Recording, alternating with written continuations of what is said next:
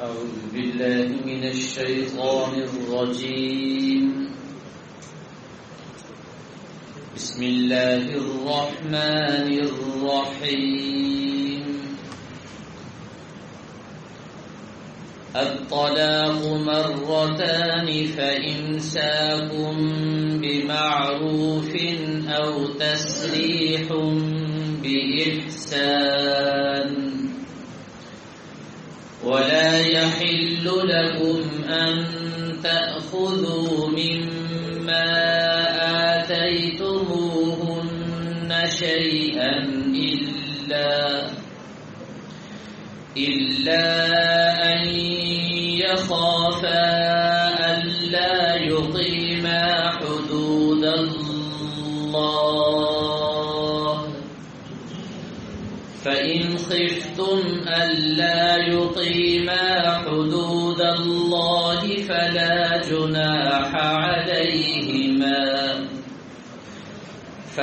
جناح عليهما فيما افتدت به تلك حدود الله فلا تعتدوها ومن يتعد حدود الله فأولئك هم الظالمون. وقال تعالى: ولا يأتل أولو الفضل منكم والسعة أن يؤتوا أولي القربى والمساكين والمهاجرين في سبيل الله وليعفوا وليصفحوا ألا تحبون أن يغفر الله لكم والله غفور رحيم.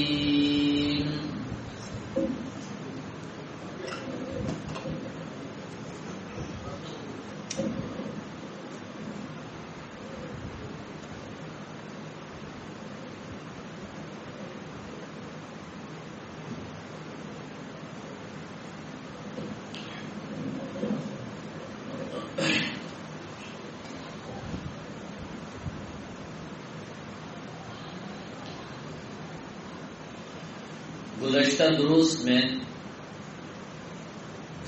طلاق تک پہنچانے والے اسباب آپ حضرات کے سامنے تفصیل کے ساتھ میں نے ذکر کیے. سب سے پہلا سبب دینی علوم سے ناواقفیت ہے اور دوسرا سبب رشتے کا غلط انتخاب ہے اور تیسرا سبب منگنی سے لے کر ولیمے تک گناہوں کی بھرمار ہے اور چوتھا سبب ایک دوسرے کے حقوق ادا نہ کرنا ہے اور پانچواں سبب اپنے غصے پر بے قابو ہو جانا. یہ سب سے اہم اور بنیادی سبب ہے. انسان کو غصہ آتا ہے اور وہ اپنے غصے میں اپنے سے باہر نکل جاتا ہے اور پھر اپنی بیوی کو طلاقیں دینا شروع کر دیتا ہے اور بعد میں پھر پریشان ہوتا ہے. غصے کے متعلق اس سے پہلے میں 2 دروس عرض کر چکا ہوں. گزشتہ درس میں غصے پر قابو پانے کے فضائل اور غصے کے علاج جتنے بھی جناب رسول اللہ صلی اللہ علیہ وسلم نے ارشاد فرمائے ان کا اجمالاً تذکرہ میں نے کیا تھا اور ایک علاج تفصیل کے ساتھ آپ حضرات کو میں عرض کر چکا ہوں، بتا چکا ہوں. جو علاج تفصیل کے ساتھ گزر چکا ہے وہ ہے جب غصہ آ جائے تو وضو کر لینا، اور اس میں کیا حکمتیں ہیں اس کی تفصیل بھی میں آپ حضرات کے سامنے عرض کر چکا ہوں. چونکہ یہ بیماری بڑی سخت ہے اور بڑی خطرناک ہے اور یہ ایک وبا کی صورت اختیار کیے ہوئے ہے. اس وقت سب سے بڑی وبا یہی ہے جس کے لیے پوری امت کو سوچنے کی ضرورت ہے اور پوری امت اس کے علاج کے لیے متفکر ہو۔ آج یہ جتنے بھی وائرس ہمیں نظر آ رہے ہیں، ان وائرس کا بنیادی سبب وہ گناہ ہیں جو ہر گھر میں ہو رہے ہیں۔ 2-3 طلاقیں دے دی اور پھر صلح کر کے بیٹھ گئے، یا غیروں سے جا کر مسئلہ پوچھا اور اپنی بیوی کو گھر میں بسا لیا۔ یہ ایسا ظلم اور ایسی خطرناک وبا ہے جو قہر خداوندی کو دعوت دینے والی ہے۔ اللہ کا غضب اور اللہ کی ناراضگی نازل ہوتی ہے اس سے۔ چنانچہ آج ہر گھر اس سے متاثر ہے۔ یہ وہ وبا ہے جس نے پوری امت کو لپیٹ میں لیا ہوا ہے، اور اس سے بچنے کی جتنی بھی تدبیریں ہیں، احتیاطیں ہیں، ان کو اختیار کرنا ہر مسلمان پر لازم ہے۔ دوسرا علاج جو جناب رسول اللہ صلی اللہ علیہ وسلم نے ارشاد فرمایا وہ ہے، فرمایا اذا غضب احدکم فلیجلس۔ یہ علاج ہے، اذا غضب احدکم فلیجلس۔ جب بھی تم میں سے کسی ایک کو غصہ آئے تو وہ کھڑا ہے تو بیٹھ جائے، اور بیٹھا ہے تو لیٹ جائے۔ یہ علاج ہے، نسخہ ہے، اور بڑا اہم نسخہ اور بڑا اہم علاج ہے۔ حکیم الامت مجدد الملت حضرت تھانوی رحمہ اللہ تعالی نے اسی سے علاج بالضد ثابت کیا ہے۔ فرمایا یہ علاج بالضد ہے۔ بڑے بڑے حکماء اور اطباء علاج بالضد سے لوگوں کی بیماریوں کا علاج کیا کرتے تھے، اور آج بھی کئی جگہوں پر یہ طریقہ موجود ہے، علاج بالضد۔ اب اس کو ذرا سمجھیے یہ کیسے ہے، اس کی حقیقت کیا ہے۔ دیکھیں، جب انسان کو غصہ آتا ہے تو اس غصے کا سبب کیا ہے؟ ہمارے ہاں تو آج کل کوئی بھی بیماری ہو اس کی حقیقت تک نہیں پہنچا جاتا، تحقیق نہیں ہوتی، بس ایسے ہی گولی دے دو جی، فلاں چیز دے دو جی، یہ درد ختم ہو جائے۔ یہ درد ہے کیوں؟ یہ تکلیف ہے کیوں؟ اس کا اصل سبب کیا ہے؟ وہ سبب تلاش کرو اور اس کو ختم کرو۔ ہمارے ہاں میں تو یہ سمجھتا ہوں، باقی تو ڈاکٹر صاحب بہتر جانتے ہیں حقیقت اس کی کہاں تک صحیح ہے، یہ تو ڈاکٹر صاحب بتائیں گے۔ بظاہر یوں محسوس ہوتا ہے کہ دیکھو کھانسی نزلہ ہے، سر میں درد ہے، یہ کسی بیماری کی نشاندہی کرنے کے لیے ہے۔ اب کھانسی کا علاج صرف مناسب نہیں، سر میں درد ہو گیا، بخار ہو گیا، صرف اس کا علاج نہیں مناسب نہیں ہے، بلکہ چھان بین کریں، تحقیق کریں، غور و فکر کریں۔ یہ تو ایک ظاہری سبب ہے، اندر کچھ اور ہے، وہاں تک پہنچے اور وہاں تک پہنچ کر اصل سبب کو نکالیں، اس کا علاج کریں۔ جب وہ ٹھیک ہوگا تو یہ کھانسی، نزلہ، بخار اور سر کا درد یہ خود بخود ختم ہو جائے۔ پہلے زمانے میں اطباء اس چیز کا بڑا اہتمام کیا کرتے تھے، اس پر بڑا غور و فکر ہوتا تھا۔ چنانچہ یہاں بھی ایسا ہی ہے، ذرا غور کریں، آپ سوچیں، یہ جو غصہ آ رہا ہے اس غصے کا حقیقی سبب کیا ہے؟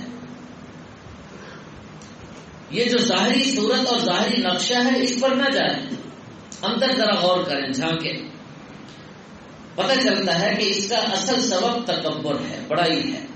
انسان اپنے آپ کو بڑی چیز سمجھتا ہے، میں بڑی چیز ہوں، میں جب آتا ہے انسان کے اندر، بس پھر وہ غصہ کرتا ہے اور غصے کو ظاہر بھی کرتا ہے، غصے کو جاری بھی کرتا ہے، مار پیٹ بھی کرتا ہے، جو اس کے ہاتھ میں آتا ہے اٹھا کر پھینکتا ہے۔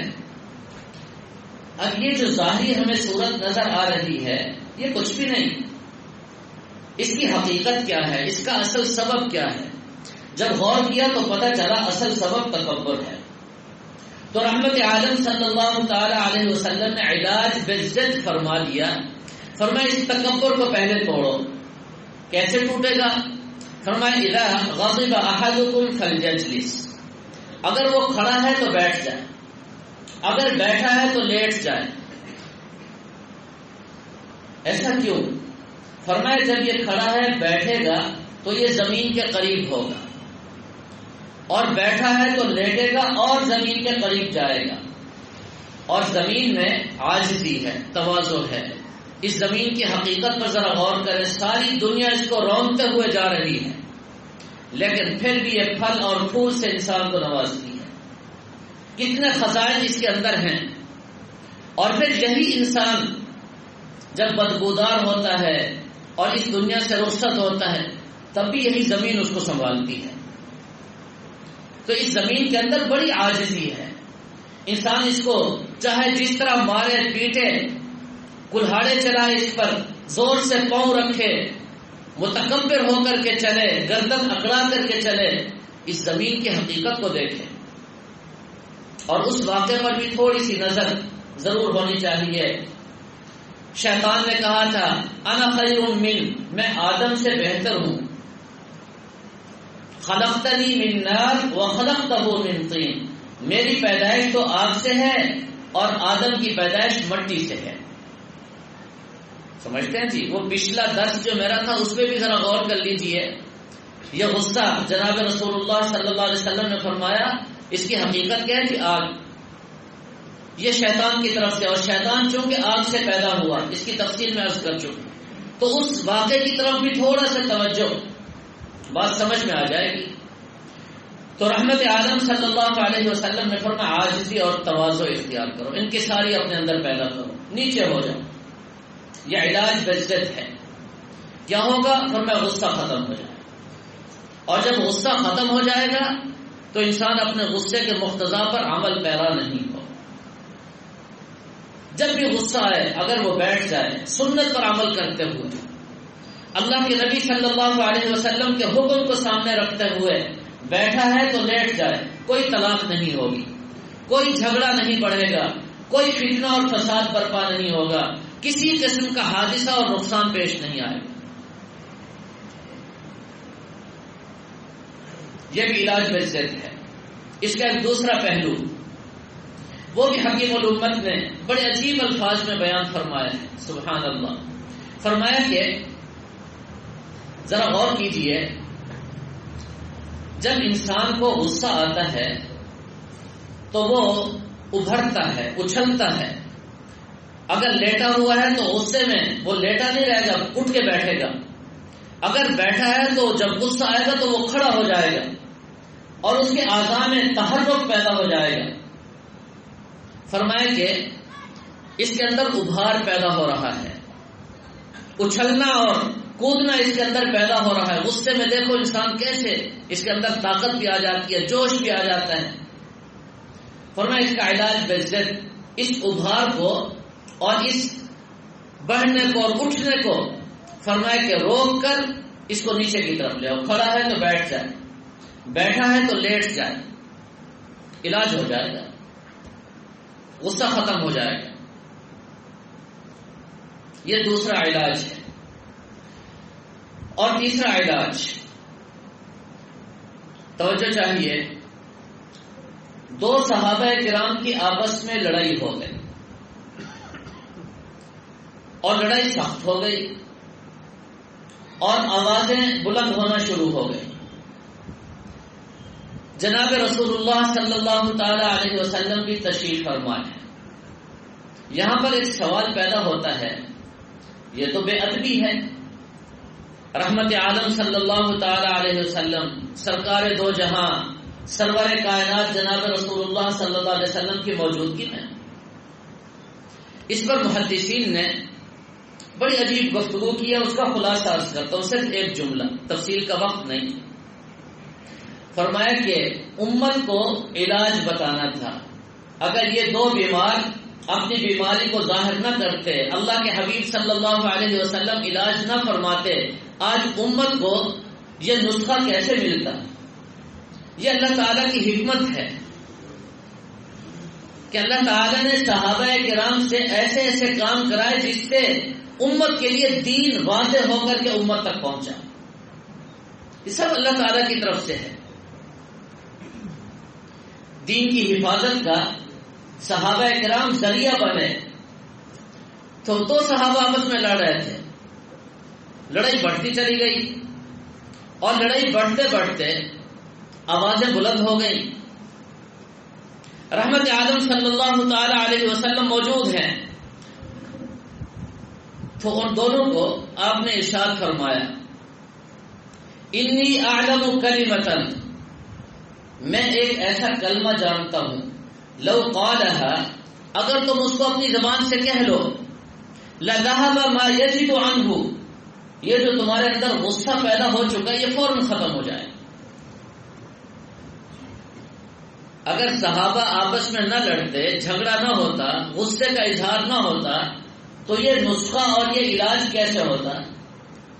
آپ نے کتنی محبت سے فرمایا کہ میں ایک کلمہ جانتا ہوں،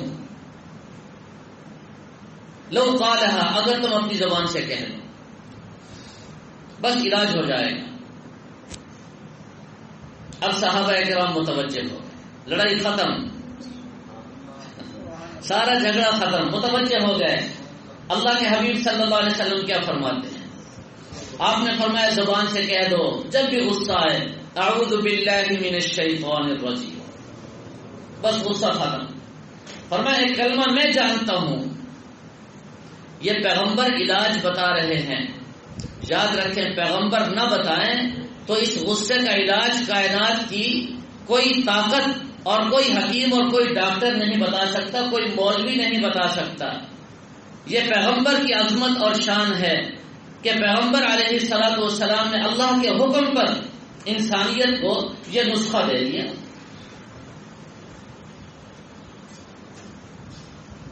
کتنا آسان نسخہ ہے. جب بھی غصہ آئے تھوڑی دیر رک جائیں. اللہ کے حبیب صلی اللہ علیہ وسلم کا فرمان ہے، فرمایا میں جانتا ہوں، انی اعلم کلمۃ، میں کلمہ جانتا ہوں، لو قالها، اگر تم زبان سے کہہ دو بس تمہارا غصہ ختم. تو یہ حدیث سامنے رکھ کر زبان سے کہہ دیں اعوذ باللہ من الشیطان الرجیم. البتہ یہاں علماء نے جملہ اور بھی لکھا ہے، فرمایا زور سے نہ کہیں. حدیث کو سمجھنا بھی معنی رکھتا ہے. ہر آدمی اپنی سمجھ سے حدیث کا مطلب اور حدیث پر عمل نہیں کر سکتا. فرمایا کہ اونچی آواز میں نہیں، آہستہ آواز میں، صرف اپنے آپ کو سنائے. اگر زور سے پڑھے گا فرمایا لڑائی اور جھگڑا بڑھ جائے گا. سامنے والا کہے گا اچھا مجھے شیطان بنا دیا اس نے. اب یہ کہے گا کہ اللہ کے حبیب صلی اللہ علیہ وسلم نے نسخہ بتایا، میں نے اس پر عمل کیا اور لڑائی کم ہونے کے اور گھٹنے کی بجائے وہ تو اور بڑھ گئی. بھئی آپ نے حدیث پر صحیح عمل نہیں کیا، حدیث کو صحیح سمجھا نہیں، اور حدیث کے مقتضا پر حدیث کے مطابق عمل نہیں کیا. اب یہاں حکم کیا ہے جی؟ بآواز بلند نہیں، آہستہ آواز. اور پھر یہ بھی ذہن نشین فرما لیں، قرآن پاک میں اللہ تعالیٰ فرماتے ہیں اِنَّهُ يَرَاكُمْ هُوَ وَقَبِيلُهُ مِنْ حَيْثُ لَا تَرَوْنَهُ.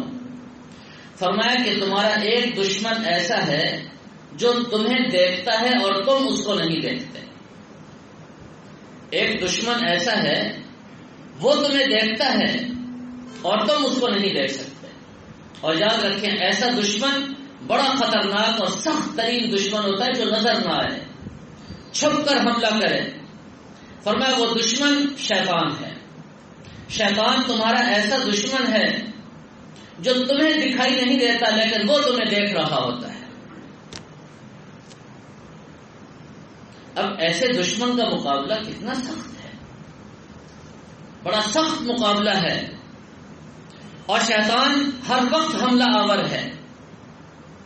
لہذا اس کا علاج کیا ہے جی؟ اعوذ باللہ من الشیطان. زبان سے اس کو پڑھیں اور غصہ ختم. انشاءاللہ غصہ ختم ہو جائے. یہ کسی حکیم مولوی یا کسی دنیا دار کا یا کسی ڈاکٹر کا نسخہ نہیں، یہ امام الانبیاء جناب رسول اللہ صلی اللہ علیہ وسلم کا بتایا ہوا علاج ہے. تیسرا علاج، حضرت ابو مسعود رضی اللہ تعالیٰ عنہ کے بارے میں حدیث میں آتا ہے، وہ خود فرماتے ہیں كنت اضرب لي غلاما، میرا ایک غلام تھا میں اپنے اس غلام کو مار رہا تھا، پٹائی لگا رہا تھا اس کی، میں اس کو مار رہا تھا. انی سمعت خلفا، انی سمعت صوتی من خلفی، میں نے اپنے پیچھے سے ایک آواز سنی. فالتفت، میں اس آواز کی طرف متوجہ ہوا. فاذا هو رسول اللہ صلی اللہ علیہ وسلم، اچانک وہ نبی پاک صلی اللہ علیہ وسلم کی آواز تھی.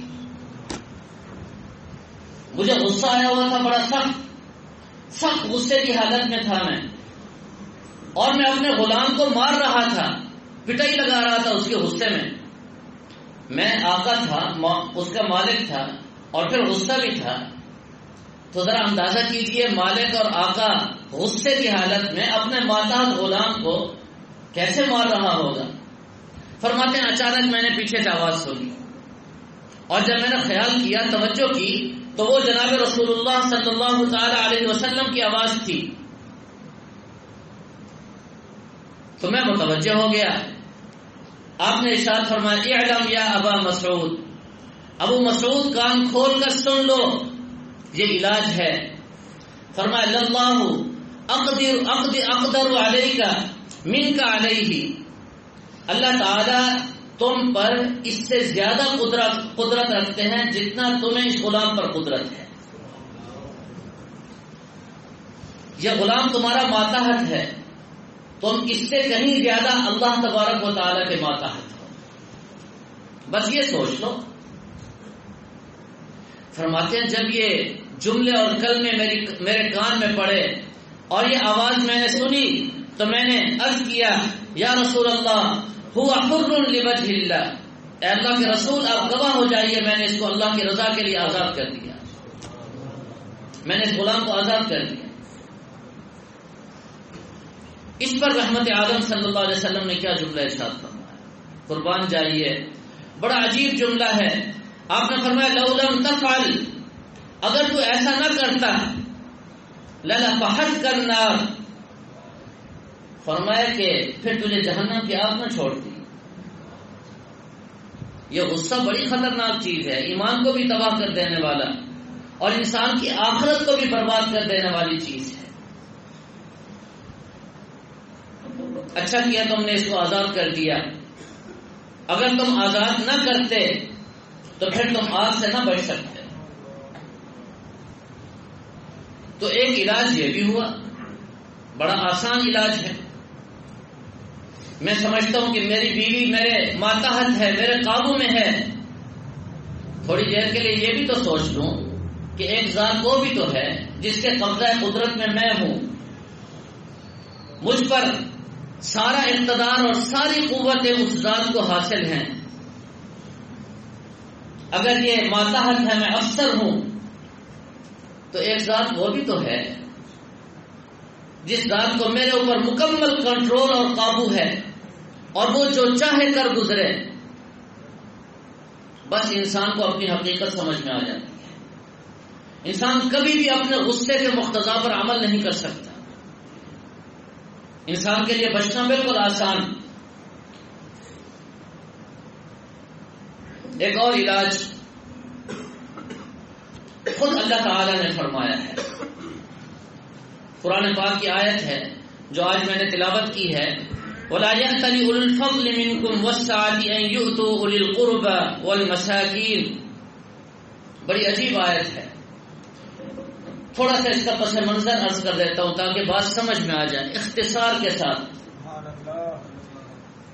حضرت عائشہ صدیقہ رضی اللہ تعالی عنہ ام المومنین، ہم سب کی اماں ہیں، پوری امت کی ماں ہیں، اور رحمت عالم صلی اللہ تعالی علیہ وسلم کی سب سے زیادہ چہیتی بیوی، پیاری بیوی. اور حضرت عائشہ وہ ام المومنین ہیں جن سے امت کو 2/3 دین پہنچا ہے، اور ایک روایت کے مطابق آدھا دین صرف حضرت عائشہ رضی اللہ تعالی عنہ سے اس امت کو پہنچا ہے. واقعہ مشہور ہے، تہمت لگی، بڑا افسوسناک اور دردناک واقعہ ہے. اس میں حضرت مصطح بھی تھوڑا سا شریک ہو گئے. اور حضرت مصطح حضرت ابو بکر صدیق رضی اللہ تعالیٰ عنہ کے بھانجے تھے، قریبی عزیز اور رشتہ دار تھے اور انتہائی غریب تھے۔ حضرت ابو بکر صدیق رضی اللہ تعالیٰ عنہ ان کی کفالت بھی کرتے تھے، سب کچھ دیتے تھے۔ جب اپنی بیٹی پر تہمت لگی اور اس میں مصطح کا نام بھی آیا، حضرت ابو بکر صدیق رضی اللہ تعالیٰ عنہ جلال میں آ گئے اور اس سے میں آ کر قسم اٹھائی کہ آج کے بعد میں اس کو کچھ بھی نہیں دوں گا۔ اس کو اتنا بھی حیا نہیں آئی، جوش تھا، غصہ تھا کہ میں اس پر کتنے احسانات کرتا ہوں اور گھر کا فرض ہے، اس کو اتنا بھی حیا نہیں۔ واقعہ گزر گیا، حضرت ابو بکر صدیق رضی اللہ تعالیٰ عنہ کی قسم موجود تھی۔ اللہ تعالیٰ نے قرآن میں آیت نازل فرمائی، وَلَا يَأْتَلِ أُولُو الْفَضْلِ مِنْكُمْ وَالسَّعَةِ أَنْ يُؤْتُوا أُولِي الْقُرْبَى سب سے پہلے فرمایا جن کو اللہ نے مال و دولت عطا فرما دیا، وسعت عطا فرما دی، مراد اس سے ابو بکر صدیق رضی اللہ تعالیٰ عنہ ہیں۔ ان کے لیے مناسب نہیں ہے کہ وہ اپنے قریبی رشتہ داروں کو، غریبوں کو، مسکینوں کو قسم کھا بیٹھیں کہ ان کو کچھ نہیں دوں گا۔ اور پھر آگے اللہ تعالیٰ نے بڑا عجیب جملہ ارشاد فرمایا، الا تحبون ان یغفر اللہ لکم، ابو بکر کیا تم پسند نہیں کرتے کہ اللہ تمہیں بخش دے؟ جب یہ آیت اتری تو سارے صحابہ کو اور صحابہ کے جو امام تھے، امام الانبیاء، سب سمجھ گئے یہ آیت کس کے بارے میں نازل ہوئی۔ کسی نے کوئی جملہ نہیں بولا، صرف حضرت ابو بکر کی زبان سے ایک جملہ آیا، وہ عرض کرنا چاہتا ہوں۔ اللہ تعالیٰ نے فرمایا الا تحبون، کیا تم پسند نہیں کرتے کہ اللہ تمہیں معاف کر دے، تمہیں بخش دے؟ کیا مطلب؟ تم معاف کرو، وہ جس پر غصہ آ جائے تو کیا ہوگا؟ اللہ تمہیں معاف کریں گے۔ تم معاف کرو بیوی کی غلطی ہے، بیوی کا جرم ہے، تمہارے ملازم ہے دکانوں پر، دفتروں میں غلطی ہو گئی، فرمایا تم ان کو معاف کرو، اللہ تمہیں معاف کریں گے۔ اچھا ذرا غور کیجئے حضرت ابو بکر کی زبان پر کیا جملہ آیا؟ فرمایا انی، بڑا عجیب جملہ ہے، فرمایا واللہ انی احب ان یغفر اللہ لی، میں اللہ کی قسم اس بات کو پسند کرتا ہوں کہ اللہ مجھے معاف کر دیں۔ فرمایا حضرت مصطح آ جاؤ، جیسے میں پہلے تمہیں دیتا تھا اس سے بھی بڑھ کر تمہیں عطا کروں گا، میری عطا میں کمی نہیں آئے گی۔ تو ایک علاج یہ بھی آ گیا، یہ سوچ کر کہ اللہ مجھے معاف فرمائیں گے، اگر میں اپنے ماتحتوں کو، کمزوروں کو معاف کروں گا تو اللہ تبارک و تعالیٰ کی ذات کل قیامت کے دن، مشکل ترین حالات میں مجھے معاف فرما دیں گے۔ کتنا بڑی نعمت ہے۔ فرمایا کہ اللہ تعالیٰ سے معافی کی امید پر یہاں پر معاف کر دو اور معاف کرتے چلے جاؤ۔ اور ایک علاج، ہمارے ایک بہت بڑے بزرگ گزرے ہیں، حضرت مولانا محمد الیاس صاحب، جو تبلیغی جماعت کے بزرگ تھے، بانی تھے، بہت بڑے اللہ والے تھے۔ آپ ان کے حالات کو پڑھیں، ان کے ملفوظات کو پڑھیں، عجیب کیفیت ہے۔ اب یقین جانیں، جب ان کے حالات کو پڑھیں یوں محسوس ہوتا ہے جیسے وہ انسان نہیں تھے۔ اگر انسان تھے تو اس صدی کے نہیں، وہ پہلی صدی کے تھے، اللہ نے اس صدی میں بھیج دی۔ اللہ نے عجیب ان کو عظمت عطا فرمائی تھی۔ ایک واقعہ عرض کرتا ہوں، ان کا توجہ چاہیے، اس میں بھی علاج ہے، غصے کا علاج ہے۔ ایک دفعہ شیخ الحدیث حضرت مولانا محمد زکریا رحمہ اللہ تعالی، جن کی فضائل اعمال پوری دنیا میں سب سے زیادہ پڑھی جاتی ہے قرآن پاک کے بعد، مشہور کتاب ہے اور عجیب کتاب ہے۔ میں تو اکثر کہتا ہوں ہر گھر میں اس کی تعلیم ہونا ضروری ہے۔ اصلاح امت کے لیے یہ نسخہ اکثیر ہے، بہترین نسخہ ہے، اور ہر گھر میں باقاعدگی کے ساتھ اس کی تعلیم ہونا ضروری ہے۔ شیخ الحدیث حضرت مولانا محمد زکریا رحمہ اللہ تعالی اپنے ایک خادم کو ڈانٹ رہے تھے اور وہ معافی مانگ رہا تھا، تو حضرت کی زبان سے ایک جملہ آیا کہ 1 درجن مرتبہ سے بھی زیادہ تم یہ حرکت کر چکے ہو. توجہ چاہیے. حضرت مولانا محمد الیاس صاحب رحمہ اللہ تعالی نے ہاتھ لگایا شیخ الحدیث کو. حضرت شیخ الحدیث متوجہ ہوئے تو فرمایا چھوڑ دو. حضرت شیخ الحدیث غصے میں تھے. فرمایا کب تک؟ فرمایا کہ ذرا سوچ لو، اتنا کرو جتنا بھگت سکو. حضرت شیخ الحدیث نے فوراً ہاتھ پیچھے کر لیا. فرمایا اچھا اس نے بھگتوانا ہے مجھ سے؟ فرمایا جی ہاں بھگتو گے، جو کر رہے ہو پھر بھگتو گے. بس آخرت سامنے آئی اور یہ دنیا کے سارے غصے ختم، سارے جھگڑے ختم. یہ بھی ایک علاج ہے. اور حکیم الامت حضرت تھانوی رحمہ اللہ تعالی نے ایک علاج اس کا بتایا ہے. فرمایا ہے تو ذرا مشکل، لیکن اگر کوئی کر لے تو ہے بڑا مزیدار. فرمایا اس پر غصہ آ گیا مجھے، یہاں ابھی سارے بیٹھے ہوتے، اس نے کوئی حرکت کی، مجھے اس پر غصہ آ گیا بالفرض. فرمایا بھرے مجمع میں اس سے معافی مانگو، کہو کہ مجھ سے غلطی ہو گئی، میں نے غصہ کیا، مجھے معاف کر دو. فرمایا سب کے سامنے معافی مانگو، اس سے سب گھر والوں کے سامنے اپنی بیوی سے معافی مانگو. بیگم صاحبہ، میری اہلیہ محترمہ، میری رفیقہ حیات، کل مجھے غصہ آ گیا تھا، مجھ سے کوتاہی ہو گئی، غلطی ہو گئی، میں آپ سے معافی مانگتا ہوں. کوئی آسمان نہیں گرے گا. بیوی سے معافی مانگ کے دیکھو، پھر دیکھو اللہ کی رحمت کیسے برستی ہے. ابھی حضرت کا بیان سن کے آئے نا جی، ہمارے حضرت طاہر صاحب نے بڑا عجیب بیان فرما رہے تھے. الہامی بیان ہوتا ہے حضرت کا، بڑا عجیب بیان ہوتا ہے. اللہ اکبر.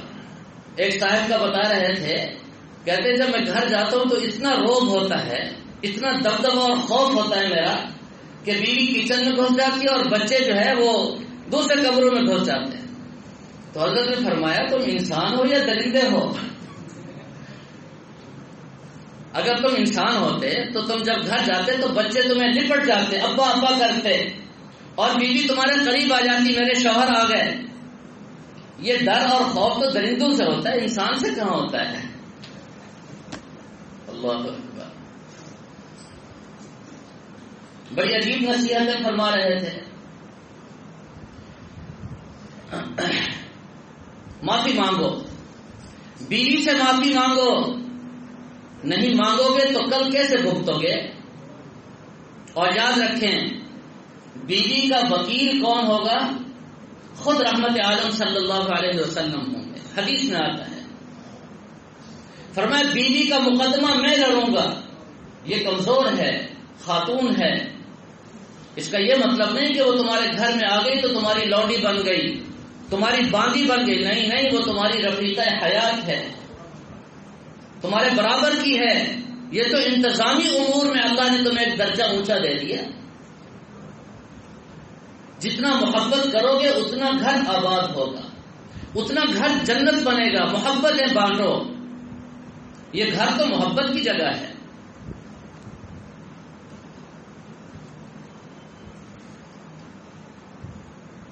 میرا بیان سنتے سنتے کئی لوگ تو کہتے جی سارے بیان ہی بیوی کے ہیں. میرے دوستو، صرف نماز روزہ دین نہیں ہے، یہ بھی دین ہے. یہ بھی دین ہے. دین کے سارے احکامات سیکھنے کے ہیں. خاص طور پر ہماری معاشرتی زندگی، اس کے بارے میں تو بہت زیادہ توجہ کی ضرورت ہے. آج ہمارے گھر اجڑ رہے ہیں، گھر گھر میں فتنہ ہے، گھر گھر میں لڑائی ہے. آج کبیر والا سے ایک خاتون کا فون آیا، وہ اتنی رو رہی تھی. میں تو روزانہ سنتا ہوں، ایک نہیں کئی واقعات سنتا ہوں. کہا جی مجھے شوہر نے طلاق دی، کیوں طلاق دی؟ آپ حیران ہوں گے سن کر کہ تو نے بیٹی کیوں پیدا کی. پہلی بیٹی پیدا ہوئی، اس نے مجھ پر ظلم و ستم کی انتہا کر دی اور مارتے مارتے ظلم کرتے کرتے مجھے طلاق دے دی. اور میں جب گھر گئی تو مجھے گھر والوں نے جگہ نہ دی، بہن بھائیوں نے مجھے جگہ نہ دی. میں اپنی ایک بیٹی کو لے کر ایک سہیلی کے گھر میں زندگی گزار رہی. یہ درندگی ہے، انسانیت کہاں ہے؟ اب اس بیان کی ضرورت نہیں ہے تو مجھے بتائیے کس بیان کی ضرورت ہے آج کل؟ یہ بیٹی اللہ کی طرف سے ہے، اور اگر اس کی حقیقت کو آپ دیکھیں قرآن و سنت کی روح سے، بیٹی اور بیٹا کیوں پیدا ہوتے ہیں؟ حدیث میں اللہ کے نبی صلی اللہ علیہ وسلم نے کیا فرمایا پتہ ہے جی آپ کو؟ کیوں پیدا ہوتے ہیں؟ حضرت جبریل علیہ السلام کے سوال کے جواب میں فرمایا، سورہ بقرہ کی تفسیر میں یہ بات موجود ہے، فرمایا جب مرد کا پانی غالب آتا ہے تو بیٹا پیدا ہوتا ہے، عورت کا پانی غالب آتا ہے تو بیٹی پیدا ہوتی ہے. فرمایا مرد کا پانی غالب نہیں آ رہا تو قصور کس کا ہے؟ مرد اپنا علاج کرائے نا، بیٹی پیدا ہوئی تو قصور اس کا ہے. تمہاری بیوی، اس نے اپنی عزت اور ناموس کی حفاظت کی، اس کی ہر چیز محفوظ ہے، اور تم نے کہاں وقت گزارا؟ یہ بھی ایک سبب ہے، ویسے تو اللہ کی قدرت ہے، حدیث میں آ گیا یہ. تو قصور کس کا ہے؟ پٹائی تو شوہر کی لگنی چاہیے بیٹی پیدا ہو، بیوی کو کیوں مارتے ہیں؟ ایک سوچنے کی بات ہے، ایک اصولی بات میں عرض کر رہا ہوں. اللہ اکبر اللہ اکبر. تو معافی مانگے جی، معافی مانگنے میں خیر ہے.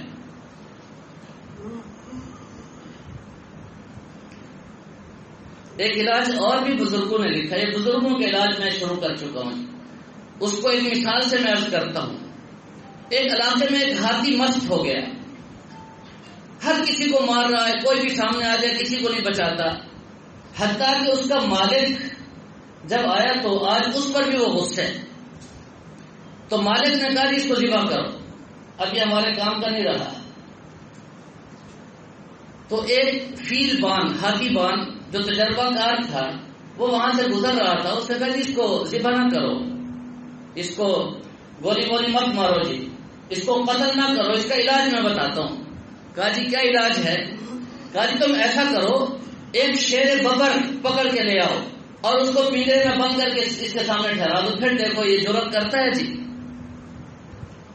یہ بھی ایک علاج ہے جی، سمجھتے ہیں جی کیسا علاج ہے یہ؟ اللہ اکبر اللہ اکبر. یہ سمجھنے سمجھانے کی باتیں ہیں، تھوڑی سی توجہ چاہیے، دھیان چاہیے، اور تھوڑا سا اپنی عقل کو استعمال کریں. میرے محترم دوستو، یہ وہ علاج ہیں جو ہمارے اکابر علماء نے ارشاد فرمائے ہیں، احادیث مبارکہ میں جن کی تفصیل آئی ہے وہ میں آپ حضرات کو عرض کر چکا ہوں. ایک آخر میں وظیفہ بتاتا ہوں جی، یہ وظیفہ بڑا اہم ہے، بڑے بڑے اکابر علماء نے لکھا ہے، یہ عرض کر کے بات ختم کرتا ہوں. فرمایا کہ جس کو غصہ بہت آتا ہے وہ ایک وظیفے پر عمل کرے. جب بھی کھانا کھائے، کھانا کھانے سے پہلے 21 مرتبہ بسم اللہ پڑھے. جب بھی پانی پیے، پانی پینے سے پہلے 21 مرتبہ بسم اللہ پڑھے، اور ہر فرض نماز کے بعد 21 مرتبہ بسم اللہ پڑھے. فرمایا اس کا غصہ قابو میں آ جائے گا. ایک وظیفہ ہے جو اکابر علماء نے لکھا ہے. آخری گزارش اس حوالے سے بڑی اہم ہے. یہ جو علاج ہے نا جی، ادویات ہیں، دوائیں ہیں، آپ کو پتا ہے بچے بعض دفعہ نہیں کھاتے، تنگ کرتے ہیں. جسمانی بیماری جب ہوتی ہے تو ماں باپ سرپرست ہوتے ہیں، وہ کھلاتے ہیں جیسے کیسے بھی ہو. بعض دفعہ بڑی عمر کے مریض بھی تنگ کرتے ہیں، دوائی نہیں کھاتے. تو ہم سب روحانی طور پر بیمار ہیں. غصہ آتا ہے، علاج تو ہمارے پاس ہیں، نسخے ہیں، وضو کر لینا، اعوذ باللہ پڑھ لینا، بیٹھ جانا، یہ میں نے آپ کو بتا دیے سارے. لیکن ہم خود بیماری کے وقت یہ نسخے استعمال نہیں کرتے اور نہیں کر سکتے، ہمیں اچھے نہیں لگتے۔ بیمار جو ہوئے، منہ کڑوا ہوتا ہے نا جی، تو پھر کیا ہوتا ہے جی، کوئی بڑا آ کر تو ہمیں کسی نہ کسی کو بڑا بنانا چاہیے، کسی ایک کو بڑا بنانا چاہیے، کسی اللہ والے کے ہاتھ میں ہاتھ دے، کسی شیخ کامل کی صحبت میں آ جائے، اور پھر وہ ہمیں یہ دوائیاں گڑکائے گا ہماری سرائکی میں، ٹھیک ہے جی، پھر پر موقع ان کو استعمال کرنا آسان ہو جائے گا۔ اور دوسرا طریقہ اس کا، پھر فور اللہ کے راستے میں 4 مہینے لگائیں، جہاں اللہ کے راستے میں مزاج کو بدلیں، یہ جو کڑواہٹ ہے اس کو ذرا ٹھیک کریں، اس کی اصلاح کریں، پھر ان علاجوں کو اور ان وظائف کو استعمال کرنا بڑا آسان ہو جائے گا، اور پر موقع ان کا استعمال ہوگا، اور غصہ اور غصے کے جو نقصانات ہیں اور مضر اثرات ہیں ان سے حفاظت ہو جائے، ورنہ بڑا مشکل ہے، بڑا مشکل ہے۔ تو 5 سبب طلاق کے آج مکمل ہو گئے۔ انشاءاللہ اگلے درس سے ہم اس بات کو شروع کریں گے کہ طلاق کا شرعی طریقہ کیا ہے، اگر کوئی طلاق دینا چاہے تو کیسے دے، اس کی ترتیب اور تفصیل انشاءاللہ میں اگلے درس سے عرض کروں گا۔ آخری گزارش آپ حضرات سے یہ ہے، توجہ چاہیے، ہمارے پاکستان بلکہ عالم اسلام کے چند بڑے بزرگوں میں سے ایک بزرگ ہیں حضرت اقدس شاہ عبداللہ فیروز میمن صاحب دامت برکاتہم، جو کراچی میں ہوتے ہیں، حضرت حکیم اقدس صاحب کے جانشین ہیں۔ وہ کل یہاں تشریف لا رہے ہیں۔ 3-4 سال پہلے ملتان میں حضرت والا کی خدمت میں حاضر ہوا اور ان کو دعوت دی تھی، تو حضرت نے مجھے فرمایا تھا میں جب بھی ملتان آؤں گا تو آپ کے یہاں آؤں گا، تو اب حضرت والا ملتان تشریف لائے کئی سالوں کے بعد، تو از خود انہوں نے یاد فرمایا اور کہا کہ خالد کو اطلاع کرو کہ ہم ڈیرہ غازی خان آ رہے ہیں، تو کل حضرت والا تشریف لا رہے ہیں۔ ہم نے ترتیب یہ رکھی ہے کہ کل بعد نماز عصر جامع مسجد مکی پائیگاہ میں حضرت والا کا بیان ہوگا، اور بعد نماز عشاء اسی مسجد میں، اسی جگہ اور اسی مقام پر کل بعد نماز عشاء حضرت کا بیان ہوگا۔